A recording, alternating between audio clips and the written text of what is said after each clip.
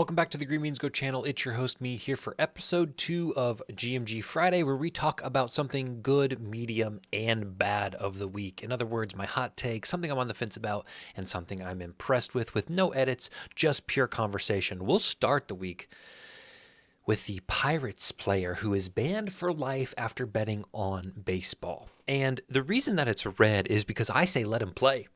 Let him play. All right.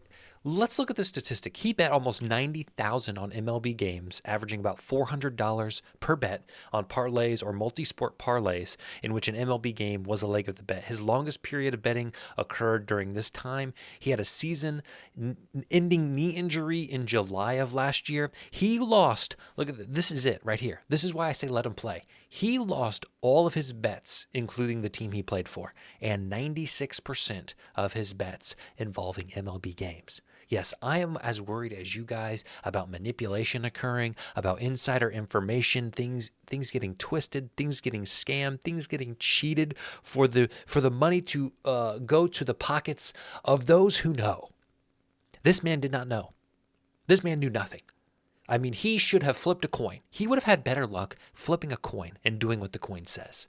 But he is now suspended from the MLB, probably from all forums of the MLB, probably from all professional baseball for life because of this. So he loses over $150,000 betting on baseball and now no longer has a career. It's becoming a problem. I mean, we're seeing it every few weeks. It feels like somebody else is getting busted for sports betting. So very interesting. Very fascinating to me. It just feels like one of those things that's obvious, like don't do it. But, you know, I guess they think it's hard to be caught. And unfortunately, it's pretty easy to be caught for them. So, but I say let him play. Let him play. My yellow take or my on the fence take of the week is Dan Hurley. And I'm perplexed because most mainstream media outlets thought J.J. Redick was the dude. They actually sent out a message, an alert. I got an alert from ESPN and Underdog Sports on Wednesday saying J.J. Redick likely to be the next Lakers head coach. And I don't know how I feel about that. I don't know. I think it's interesting. You know, it's kind of a Jason Kidd situation where they leave as a player, they do a little bit on their own, and then all of a sudden they're the head coach. And I don't know if it's almost like they have credibility just because they played in the league, and maybe that's all you need to do is just know how the league works and functions as a player, and you can take over an organization as the head coach. But I don't know what kind of coaching experience J.J. Redick has. I mean, obviously, he knows the game. He understands the game. He's immersed himself in the game. That's been his whole life. But I do think it's interesting when ex-players kind of get this implied nepotism just because they've played for the organization or the league. You know, that gets tweeted out on Wednesday, and it looks like that's it. It's locked. And this morning I wake up, and all of a sudden Dan Hurley has not only entered the conversation, he leads the conversation. And I found this tweet, and I think it's quite comical, that on April 19th, J.J. Redick on his podcast hosted UConn head coach Dan Hurley. And LeBron James replies to it, complimenting Dan Hurley, saying he's so creative, his offense is so unique, I love it.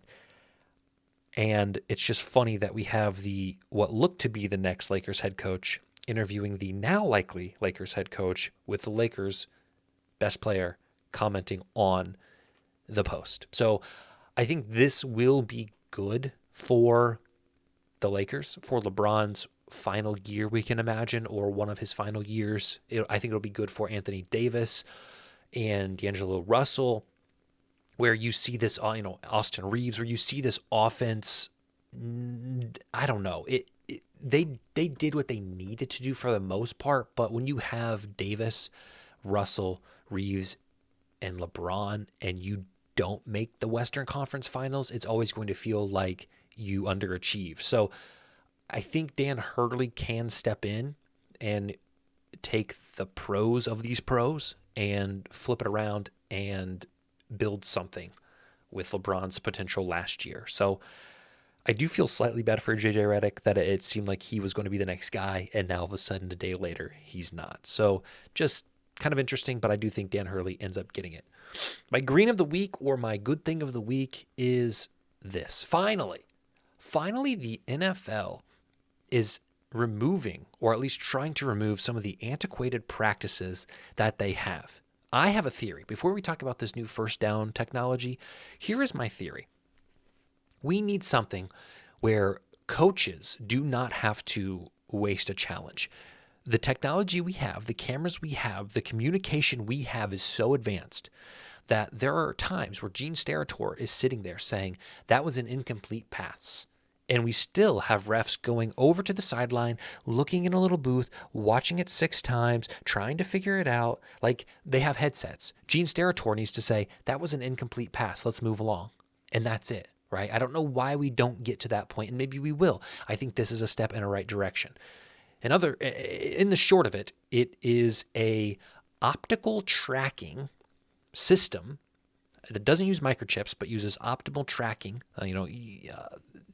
They use this on players too. You see the next gen stats where it can like track the players and show how fast they're going, all this technology and things. They're going to use it for first downs. And instead of the refs being in total control of the measurement with all the human error that can go into that, they're doing something with the optical tracking so that they can have a more accurate way to mark the ball, see if it's a first down, etc. I don't know the full-on details, but I know during preseason we're going to see it, we're going to hear it talked about. So I just think this is a step in the right direction for the NFL to finally be using the technology that is available to make the game faster, to make the game more fair, to make the game more honest and reliable. So does it mean that potentially we lose jobs?